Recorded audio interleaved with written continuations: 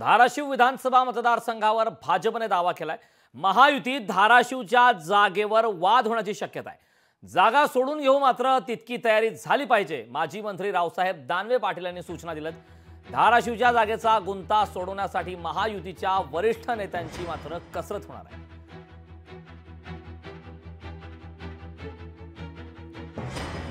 आईची सेवा करण्याची संधी मिळाली, माझं मोठं भाग्य समजतो।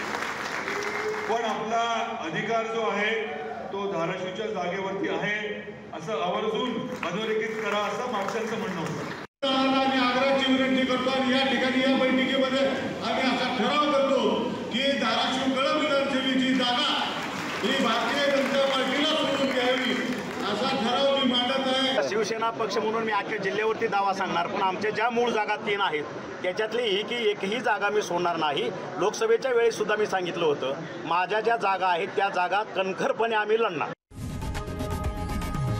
लोकशाही मराठी ऐका, पहा, जागरूक रहा।